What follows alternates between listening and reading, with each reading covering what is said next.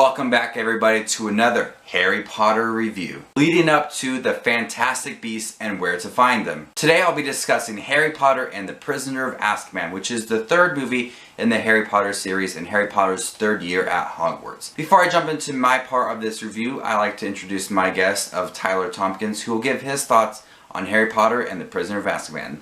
So Tyler, what did you think about Harry Potter and the Prisoner of Azkaban? Thank you yet again, Justin, for allowing me to collaborate with you for the second time in less than a month. I had a blast reviewing The Fly with you, and now I have the opportunity to review my favorite Harry Potter movie, and not only is it my favorite Harry Potter movie, but it's one of the best fantasy movies I've ever seen. Harry Potter and the Prisoner of Azkaban tells the story of Harry returning to Hogwarts, but this time, the man named Sirius Black, who may or may not be closely related to Harry, has escaped from Azkaban, which is pretty much the Guantanamo Bay of the Harry Potter world. Not only does Harry have to worry about that, he has to worry about Dementors, which are these soul-sucking creatures flying around Hogwarts. Now, I previously reviewed this movie on my channel. I actually just recently uploaded it, but I really wanted to just provide your audience with some facts, because doing some research on this movie, I found out some really interesting things. First and foremost, the reason this movie really works is because of the director, Alfonso Cuarón. The man is a national treasure. He's a top-tier director, and he's in my top probably 5 directors of all time. I look forward to every single movie he does. It was pretty cool what he did before filming the movie. He got Daniel Radcliffe, Rupert Grint, and Emma Watson to write an essay of what they thought their characters would do in this story, and it's funny because Rupert Grint didn't write anything, and Alfonso was like, why didn't you write anything? And Rupert Grint said, Ron wouldn't write anything. Alfonso really thought that would help them get into character, and also Alfonso really wanted to go practical with the Dementors and use puppets, but unfortunately that would have spiked the budget and made it go even higher, so they had the result as CGI, and honestly the CGI in this movie is not really that bad. It's definitely way better compared to the first 2 movies. In fact, I would say the worst moments of the CGI, ironically, are whenever we see the Dementors come in on the train, you see the hand open the cart, but it's seriously not that bad. It's still better than about 50% of the stuff that we get today. And this is easily the darkest Harry Potter movie atmospheric-wise, not in an evil sense, because this is like a rainy day movie. I love watching this movie on a rainy day. It really fits that mood. So if you have not seen Harry Potter and the Prisoner of Azkaban, what are you doing watching this review? Go watch Harry Potter and the Prisoner of Azkaban right now. I'm going to give Harry Potter and the Prisoner of Azkaban an A+.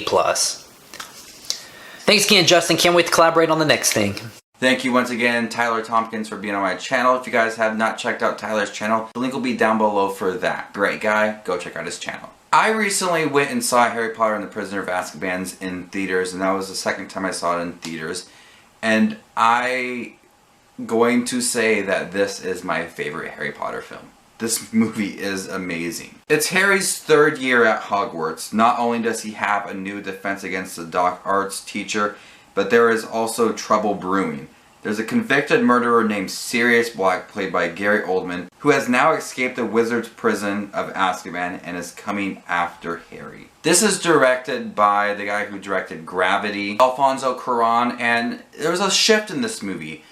This film is very dark. It is probably the darkest Harry Potter movie ever. Just not in lighting, but the overall tone and the idea behind this movie of a convicted murderer chasing Harry throughout the school. It's very frightening and it's very dark, and I think Alfonso Cuarón did an amazing job directing this movie.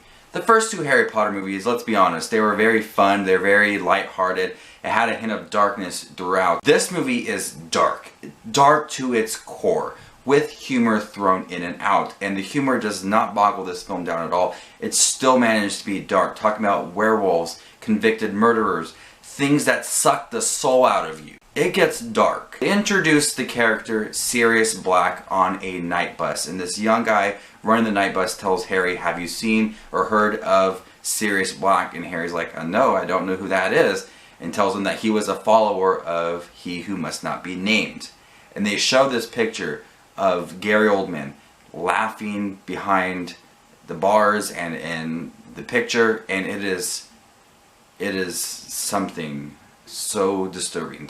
Let's have a truth talk real quick. Let's sit down and have some honesty here.